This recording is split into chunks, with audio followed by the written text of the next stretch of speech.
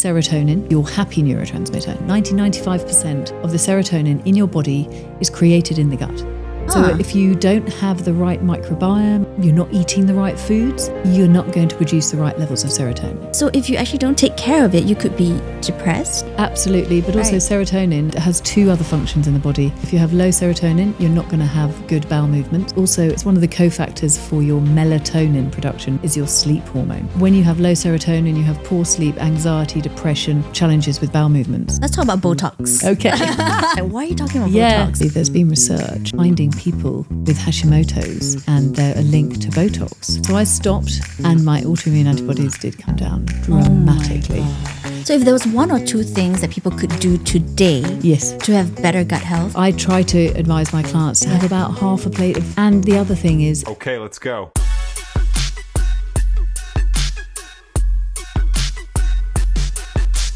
Let me ask you a question. Have you ever felt constantly exhausted after a long night's sleep? Or felt bloated all the time without knowing why? Maybe it isn't just stress. Maybe it's your gut or your hormones or simply your body telling you that there's something deeper.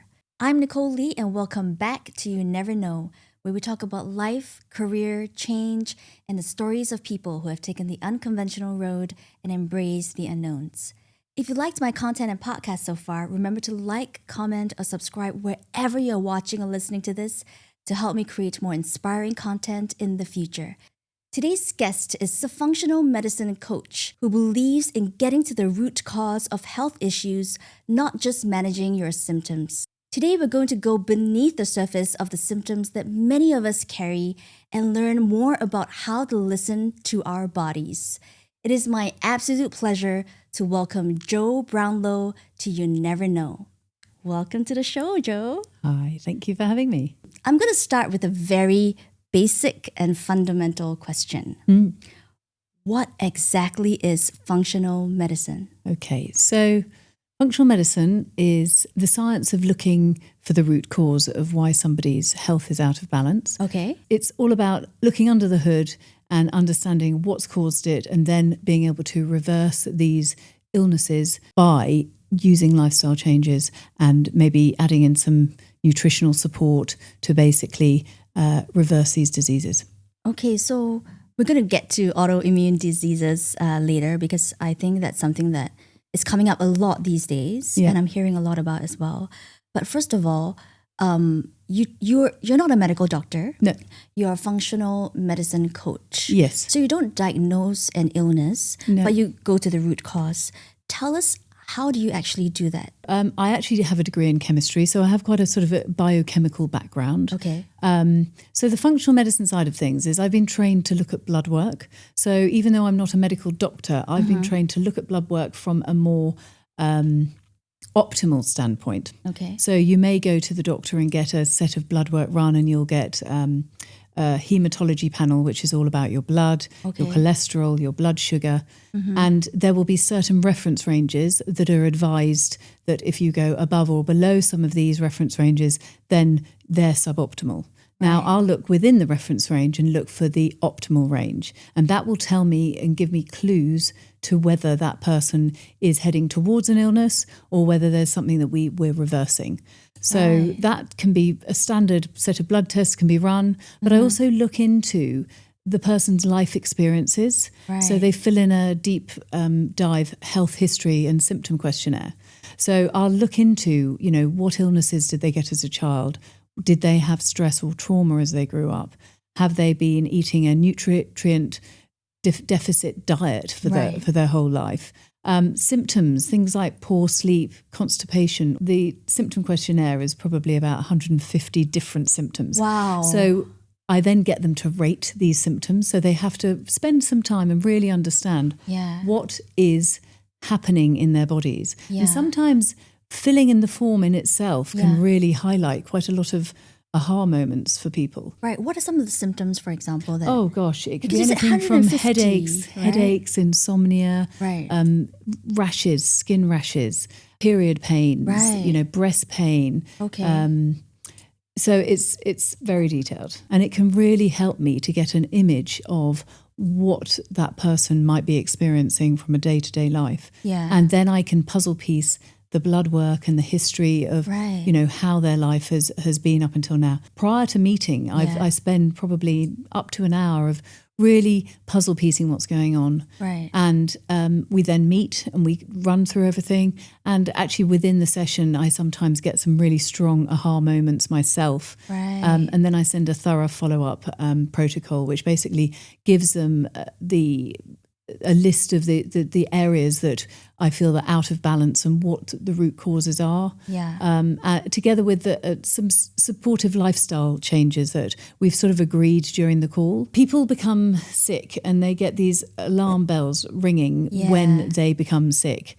It takes time to become sick, and even though these little whispers are happening in people's bodies for years, it then will take a bit of time to reverse these dynamics. Yeah. But we can get some really strong symptom relief once we can pin down the root cause and actually work on the root cause. Interesting. What are some of the more common issues that people are coming with to you? I do have quite a big specialty in helping perimenopausal women. Explain perimenopause. Yeah, I see that. So perimenopause, interestingly, is the period in the lead up to menopause. Now, women have their period cycles from, you know, teens through to their late 40s, 50s. Right.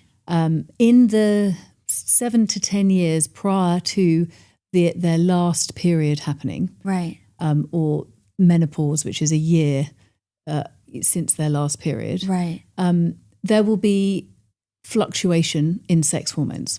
Okay. However, the interesting thing about the sex hormones is these hormones can also affect your other hormones. Hormones are messenger molecules in the body. Right. And sex hormones are, you know, your ovulatory cycle hormones. But we also have hormones to set the metabolic rate of every cell in our body, and that's the thyroid. Okay. We have hormones that manage our stress. That's your cortisol, the adrenals.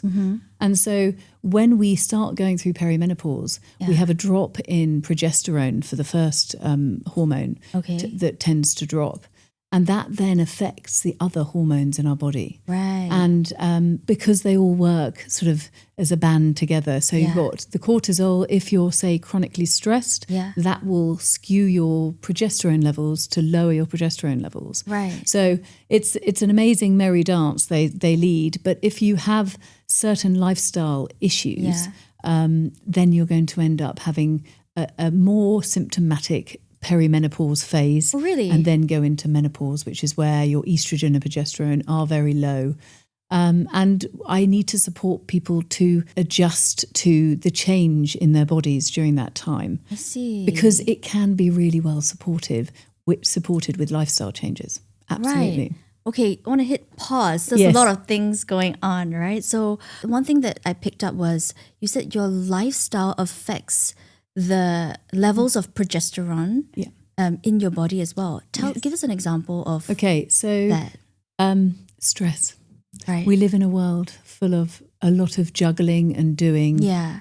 No, not very much being to a certain degree. Yes. And when you are having to juggle a lot, you are constantly pushing cortisol, which is an adrenal hormone. Yeah. And when you have high cortisol levels, it's called a sort of a sympathetic dominant state, your fight or flight state.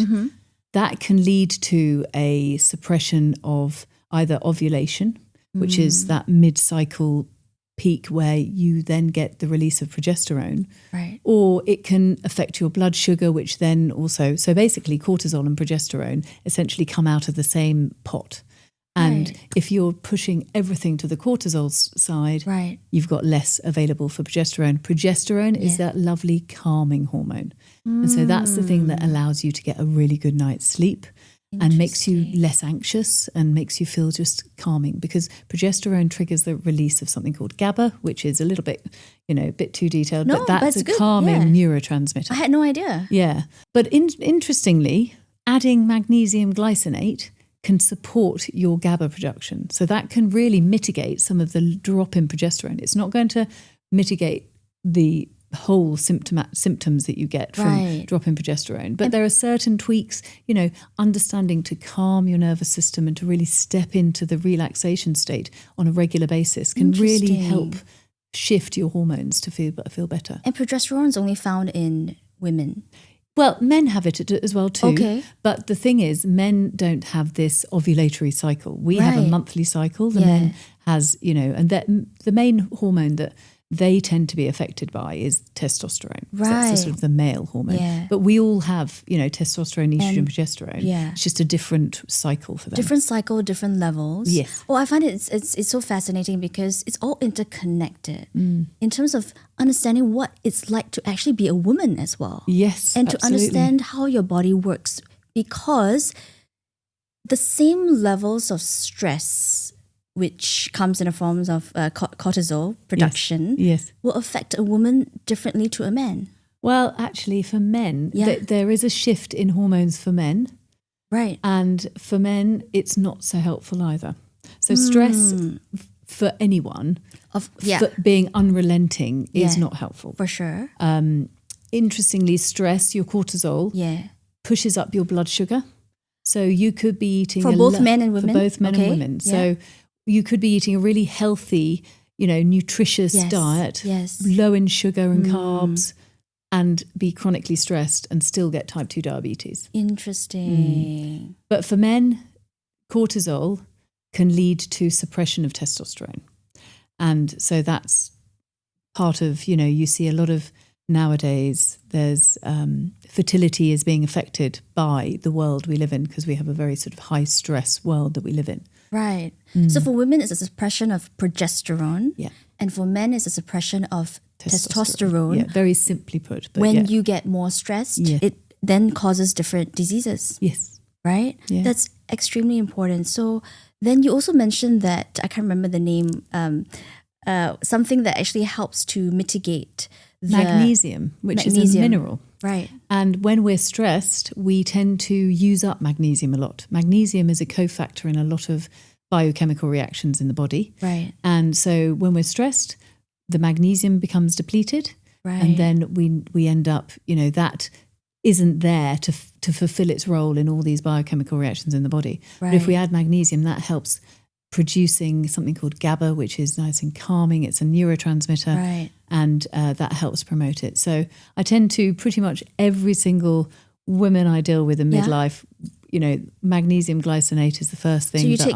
vitamins, or vitamins. Is magnesium found in certain foods as well? It is found in lots of foods. Okay. I think the issue we have nowadays is the food sources that we have are less mineral dense than they were 100 years ago. Right. Because of over-farming, they're not the nutrients from the vegetables. Oh, I had no idea. Because actually the soil that you grow your vegetables on is going to be feeding the vegetable the right amount of minerals. Right. So they've done tests on apples from like the 60s and now. Interesting. And they've got much less nutrients in nowadays than they did back in the 60s. Right. So is there then value in buying more organic foods? Well, there's a lot of talk about organic versus inorganic being, I would say that the problem we have with organic versus inorganic is it's the pesticides that the issue.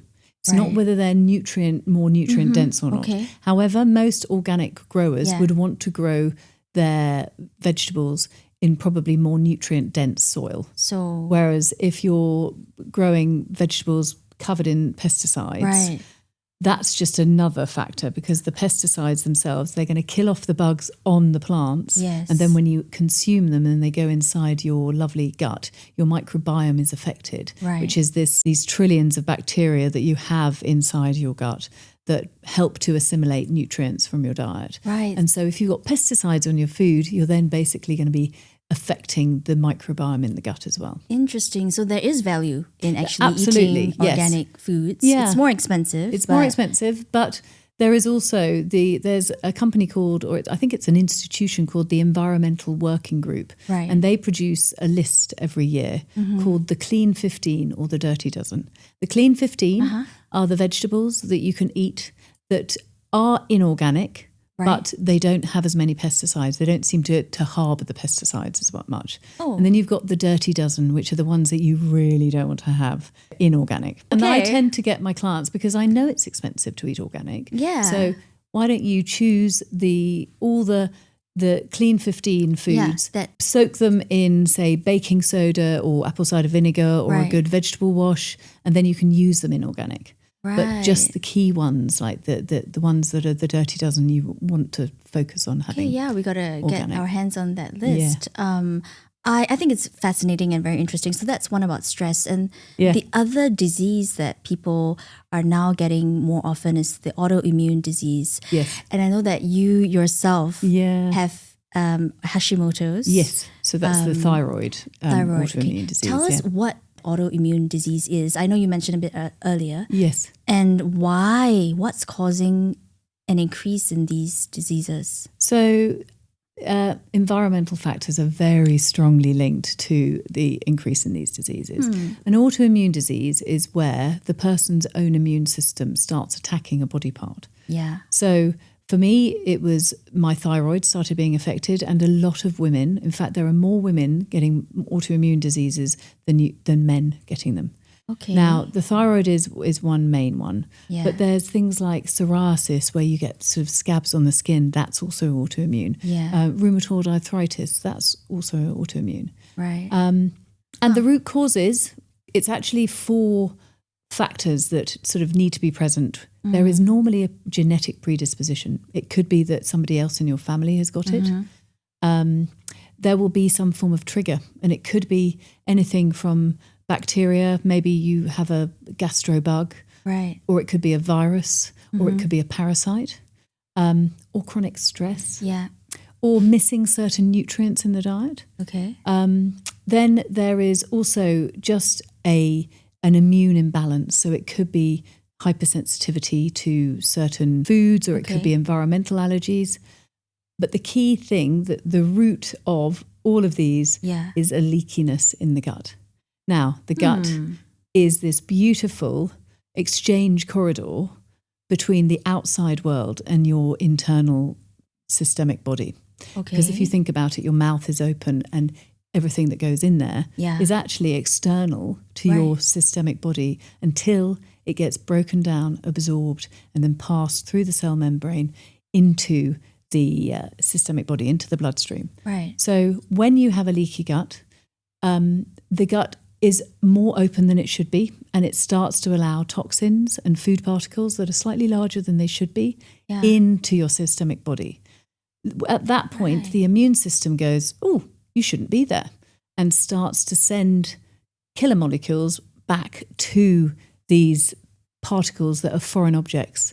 And so that's how autoimmunity sets up, because the immune system becomes overactive and overwrought for no particular reason, because it's not that your food or the toxins that you happen to be, say the pesticides that you're consuming, it's not that there's anything really wrong with them.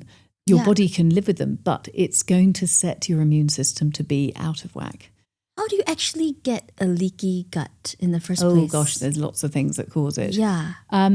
There's an element of, it's the thinning of the gut lining, but things like getting low vitamin D and low zinc levels in the body can exacerbate that leakiness in the gut. Right. Antibiotics, non-steroidal anti-inflammatories, so that's like your ibuprofen or your Arcoxia. Ooh, the stuff that you take when you have a fever. Yeah, when you have a fever, or if you say get muscle ache, right, or you have, say, an operation, they'll give you these. Right. Interestingly, the birth control pill has been found to exacerbate leaky gut. Wow. Stress is another common factor. So when you're stressed, that can also suppress the beneficial bacteria in the gut, but also leads to, and actually bacterial overgrowths and histamine overgrowths all can exacerbate that leakiness in the gut. So there's a lot going on. And it's a lot of the stuff that we don't think about. Yeah, and it's part of our world that we're sort of used to, and you think it's just fine to do. Yeah, I mean, what I'm hearing, stress is one. Stress causes a lot of, diseases. But the increased use of antibiotics and painkillers as well, which, especially in Asia. Yes. Oh, and in Or Singapore, when you I can see a doctor, you get 5 different pills. Yeah. I had an accident. I was running after my son and I broke my wrist and had to have operations, and I was taking Alcoxia, daily for months on end. Right. And it was literally shortly after that I got the diagnosis of Hashimoto's. So it's understanding that it could be like a selection of 5 different triggers, that it's all about that sort of layering up on the root cause, and then you reach a tipping point where like the immune system goes, okay, I'm not doing this anymore. And unfortunately, unless you run blood work, a lot of the time people just go around and feel achy joints and feel low energy and feel tired and not feeling quite right. And actually, it could be an autoimmune disease that through some certain lifestyle changes you can reverse. It is possible to bring the inflammation down by using lifestyle changes.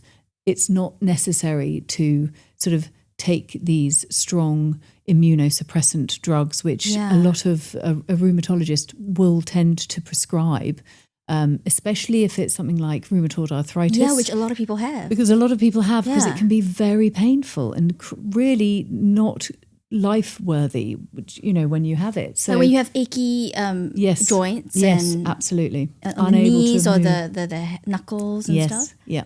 These are autoimmune diseases as well. Yeah. Oh, so many things are just like, racing through my mind. One is that the layers of sources of these diseases is a bit like healing your emotional self as well, where you have different traumas and you have to sort of build them up. But same as all these things as well. And trauma is part of one of those triggers. Right. Because if you've had trauma in childhood, you might be living in a sympathetic dominant state, which is where you're always chronically stressed because you can't allow your guard down because you've got the trauma on board. And that, your body doesn't heal when you're sympathetic dominant. You have to be in your rest and digest, calm, parasympathetic state to actually allow for healing to happen. Oh my God, that's so that important. was a big one for me. I'm quite a sort of a go, do type of person. Yeah, me too before. And it takes a very conscious decision to go, I need to let go of having to do everything all the time. And I still fall into it quite a lot. I get it. But I know the strategies to bring me out of that stress response now. And they're not that hard to do. Let's talk about the Hashimoto's thyroid that you have, because I know that there are quite a few people around me with thyroid, especially depending on their age and what they went through in life. Yeah. How do you manage to overcome that? Yeah, okay. So 80% or about 80% of hypothyroidism, which is slow thyroid function or low thyroid hormone production, is caused by autoimmunity, Hashimoto's. About 20% though actually is caused by nutritional insufficiencies or liver inflammation. Okay. So what I tend to do is I look at the people's blood work, I look at their lifestyle, and I go, okay, actually it looks like there are certain key nutrients in your life that are missing, that once we increase them, we can support your thyroid hormone better. The key ones are iron, which is something that, you get in all, beef, but also you can get them in leafy greens. So I tend to find that vegetarians and vegan might be low in iron because they don't tend to get as much iron in their food. Selenium is another one. Zinc is another one. Iodine and vitamin A. So those are the sort of 5 key nutrients that you need optimally, plus protein. Because protein breaks down into something called amino acids, and that then supports the thyroid hormone production. Interesting. So if we don't have these nutrients, then we can't build the thyroid hormone. And so what we want to do is, first pass is let's work on getting the nutrients right. Work out where things are missing. Now, unfortunately, when the thyroid is slow, our stomach acid, which is the first breaking point for all our digestion, our stomach acid decreases. So we then find it harder to get those nutrients on board. So we might need to add in supplements to fill those gaps to allow for that person's thyroid to come back into line. So that's nutritional insufficiencies. Liver also. I mean, we live in a very toxic world. There's so many, new toxins in our environment that we didn't have 100 years ago. Yeah. And we have to detoxify these things. And the overuse of the liver, especially if you like drinking or you eat a lot of sugar, the liver has to break down this. And when it becomes congested, it can't do its job as well. So that is also part of the reasons why the thyroid hormone will not be optimal. Now, the other point I want to make is the thyroid, when you test it, when you go to a standard doctor, all they'll do is take TSH and T4, as standard blood readings. Okay. TSH, a thyroid stimulating hormone, is not actually the thyroid hormone. It's basically what the brain is telling the thyroid to make. Okay. And it can be high or low depending on whether you're stressed or not. Yeah. And then you've got T4, which is the hormone that you produce from the thyroid, but it's not your active metabolic hormone. Your metabolic hormone needs to be converted. Right. Now, this is getting a bit deep, but some people might go, oh no, the doctor says my thyroid's fine. Yeah. But actually they're not taking the whole picture of what the thyroid is doing. Okay. And so you need to go in to see your doctor. If you're feeling low mood, low energy, constipation, dry skin, hair fall, just not feeling yourself, get a full thyroid panel, including the TPO and TG antibodies. Advocate for yourself with your doctor and see what comes back, because this will give us the clue to what might be happening.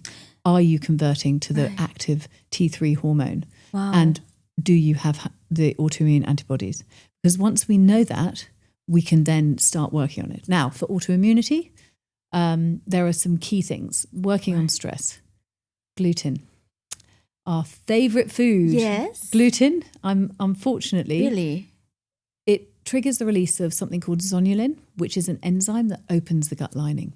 Oh. Yeah. So for real. For real. So unfortunately, gluten. My scones. Yes. Gluten is not your friend to your gut. Okay. And especially if you have Hashimoto's. But it doesn't mean that you cannot eat them. Well, for me, I haven't eaten gluten for a long time. Oh, okay. And I'm very happy not eating gluten because I've found alternatives. And when I work with clients, I give them a recipe book. Because you've seen that it has helped your thyroid. Totally. It makes a massive difference. Oh, wow. And for some people, it could be a strong food sensitivity to gluten that is a key thing. And once they remove it, then it can come out of their life. But for me, actually, I had stress, liver issues, cutting the gluten helped. But I had mold toxicity. And mold, we live in Singapore, it's full of mold. Yes. We are it's humid. Surrounded by it because it's humid. It's the perfect environment for mold to grow. Yeah. And mold gives off these things called mycotoxins, which when you breathe them in, they settle in your cells and they then affect your cellular health. And so for me, I had to go through a process of binding, which is taking pills to basically mop up the toxins, the mycotoxins in my body. And that process was the thing that really helped bring down my autoimmune antibodies. Oh, wow. But then everybody would have these molds in them, I think, it is the root cause of a lot of people's issues. Unfortunately, when you have one autoimmunity, if you're not catching that autoimmune early enough, then you might move on to another body part. It might, so I sometimes get clients who've got celiac as well as Hashimoto's as well as psoriasis. So it's what you want to do is try and address the first autoimmune. Source, because otherwise the body chooses where to attack. Yes, exactly. You don't have control. It's not going to get better if you just put your head in the sand and don't do anything about it. But what does a thyroid hormone actually help with in your body? Just setting the metabolism of every cell in your body. So setting the rate. So say when the thyroid slows down, your detoxification slows down, your cellular growth slows down, everything just goes raw. And that's why you feel you've got tired. Such low energy. So making all these changes into your life did help you. You mentioned alcohol as well. Stopping alcohol, that was a big one. Yeah, because I don't think... When did you do that? I did that, it's coming up for 7 years now. Wow. I love to have drinks with my friends. So I being British, had a very sort of like a very boozy upbringing. Yeah. You know, in my teens, 20s, 30s, Yeah. a lot of alcohol. Yeah. You know, binge drinking is the norm in the UK. And then when I got the diagnosis and when I started training to become a health coach, Right. you know, I'd be very puritanical all week and not drink all week. And then I would get to the weekend and drink a bottle and a half of wine and then feel terrible for the rest of the weekend. And that did not, you know, it was obvious that my liver was struggling to detoxify me. Okay. Now, if you are able to, you know, have the odd one drink here or there without worrying about it, that's fine. But for me, I knew that when I did drink, I would drink too much and I didn't want to. Right. And so, and to be honest, I'm 7 years down the line. I have literally no craving or need or desire. Even when I go out with friends who drink, I feel absolutely I don't feel like I'm missing out. It feels very fulfilling not to do it. The relief of not doing it just 100% outweighs the need to do it. The reason why alcohol affects, you know, autoimmune disease is because it overworks the liver, which is needed in detoxification. Right. But also the gut, it affects the gut. It's very acidic, so it's going to kill off the good bacteria in the gut, and it'll affect the leakiness in the gut. It's not just about the liver, but the liver, it's a really important one, because if you're drinking alcohol, your body's basically, the liver's only focusing on clearing out the toxins created by the alcohol, and it won't actually do the job it needs to do for the other toxins that you have in your body. So you then get a build-up of toxins. I wanted to clarify, things like alcohol or gluten doesn't actually cause the autoimmune disease. It's cofactor trigger to a certain degree. People have genetic predispositions. If genetically your body isn't predisposed to autoimmunity, then the chances are you might not get it. Right. However, if you get a series of insults to your gut or to your immune system over a short period of time, that can be the cause of the autoimmune disease developing. Okay, let's talk about Botox. Okay. Well, that was one, Make people are like, why are you talking about Botox? Like, we were just talking about it before the filming. That you can't get Botox. Or you don't. You're choosing not to get Botox. I tried it, and I did it for like 2 years. Yeah. But my autoimmune antibodies kept on going up. Interesting. And I spoke to the lady who did my Botox, and she said, actually, there's been research in finding people with Hashimoto's, and they're a link to Botox. And so I thought, okay, I don't want to do this anymore. So I stopped, and my autoimmune antibodies did come down dramatically. Oh my God. So I would say it was a combination of probably less stress plus stopping the Botox that had a massive effect in dropping my autoimmune antibodies. I just wanted to clarify. So Botox is a toxin, and that affects your autoimmune disease. It makes it worse. Yeah, totally. Because any toxin could be a trigger, and it was probably a mix of chronic stress, living in mold, having the Botox as well as probably not eating the most nutrient-dense diet. I think I was probably exercising too much, which is something that a lot of people don't realise, but actually it needs to be done in the right dose and the right way for the person's age. Interesting. And when you're in your mid-40s and under a lot of stress because it was during COVID, doing like lots of long runs and cardio exercise is not going to be so helpful for the body. Let's just dive a little bit deeper into that, because, you know, in cities like Singapore, exercise is a very big thing. Yeah, absolutely. And I'm a boot camp trainer, so it's not like... and I do exercise as well, although I've cut down quite a bit to give myself more rest because I'm listening to my body. Yes. But I know that at one point, I was also obsessed with going to the gym or going for boxing and stuff like 4 or 5 times a week. Yeah. And I felt tired, actually. And I also noticed that aggravated my stress. Yes, totally. Personally, but I know many people who go 4 or 5 times, 6 times, 7 times a week. So why does extreme exercise impact your health? Well, exercise is a stress to the body. So if you spend your life in that sympathetic dominant state, you're working, you're doing, everything's like a juggle. Yeah. And then your time out, you then go and do a long run, or you push yourself in doing burpees, cardio, full on. Yeah. It's just too much stress to the body, and the adrenals reach a point where they're going, okay, I can't do this anymore. I'm just going to I'm going to low down. I'm going to reduce the amount of cortisol you can have in order to just stop you from doing it.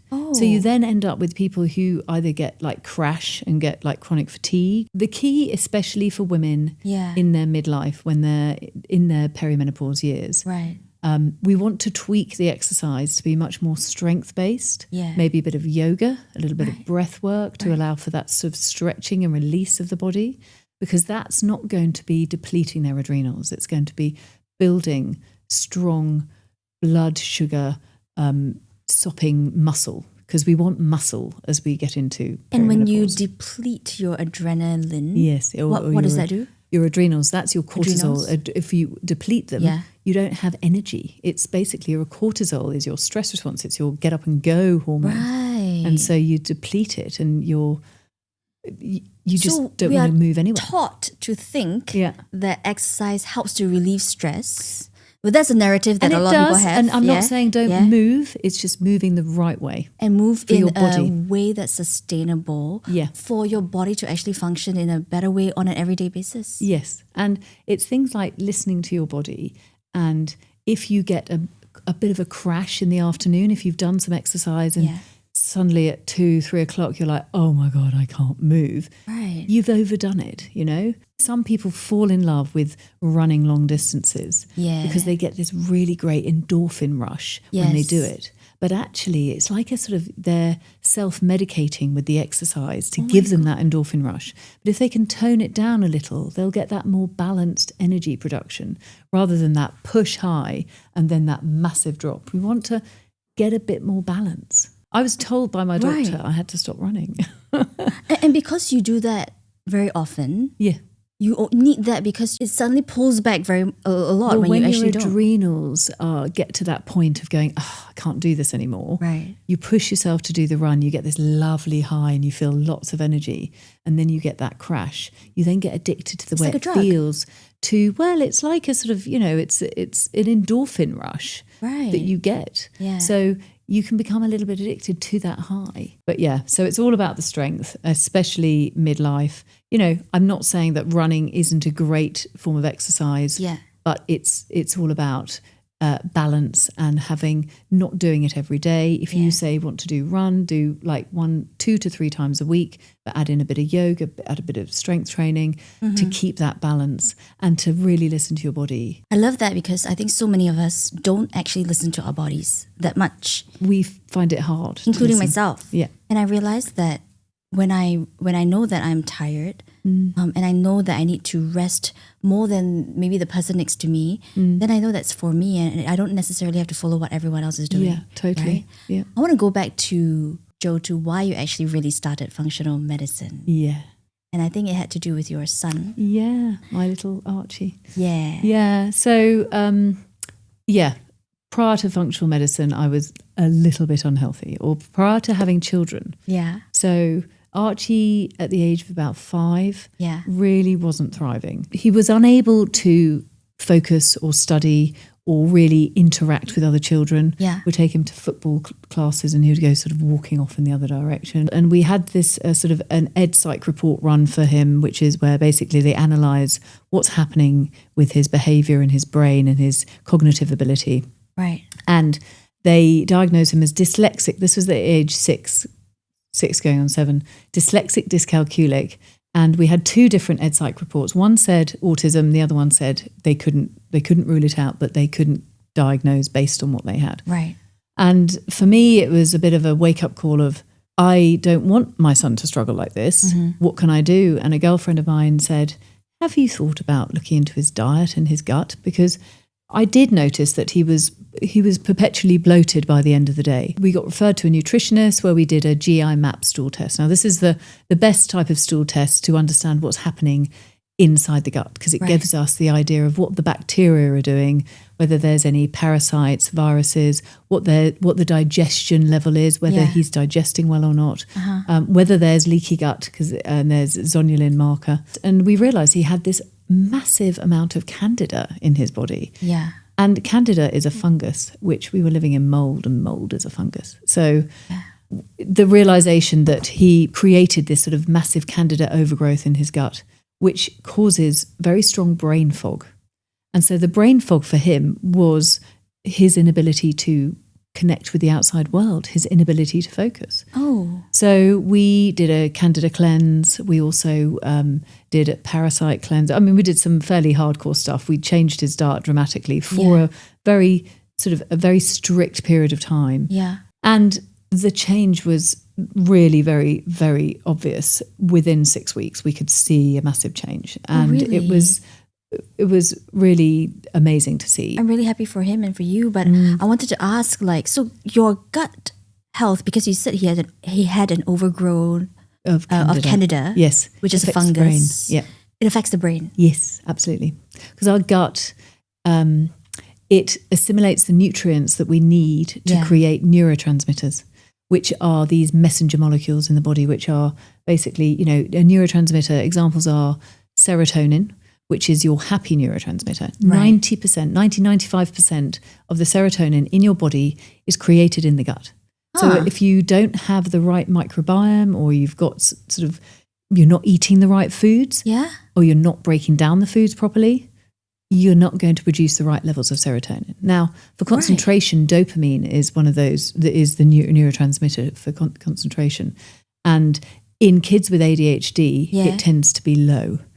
And so that's why kids with ADHD love, addictive games and doing things that are going to give them a dopamine hit, because they naturally have quite low dopamine levels. Oh, wow. So, it's... Oh, that's interesting. Oh, first of all, a few things. Serotonin. Yes. Which is... Your happy neurotransmitter. Neurotransmitter. It's actually created in the gut. In the gut, yeah. Right. So if you actually don't take care of it, you could be depressed. Yeah. Or unable to be as happy as you could be. Absolutely. But also serotonin has two other functions in the body.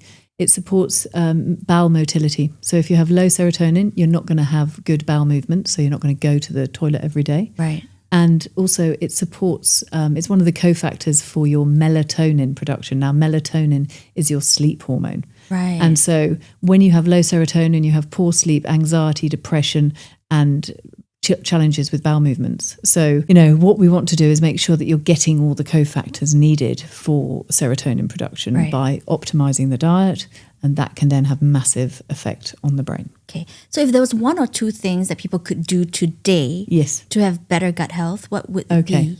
Vegetables are your fodder for the good bacteria. So that's really important. Any kind of vegetables? Any kind of vegetables, yeah. Okay. So, but we want the fibrous ones. We want even to add in sort of legumes and nuts and seeds, and because all of these are going to feed the good bacteria. Right. So I try to advise my clients to have about half a plate of vegetables with their food every day. And the other thing is eating hygiene. Eating hygiene is where you really slow down and chew your food properly. Oh. Because what happens is your mouth is the first notification to your gut that food is going to arrive. And if you eat and swallow and don't chew it down to a small enough amount, and you swallow very quickly, then your gut will not be producing the right stomach acid needed to break down the food. So slowing down can really make a dramatic difference on whether you digest and absorb the nutrients that you have in your diet. Because you can get somebody who has chronically low stomach acid because they're chewing really fast or running out the door with a sandwich in their hand, or fast food is not the solution to health when it comes to digestion.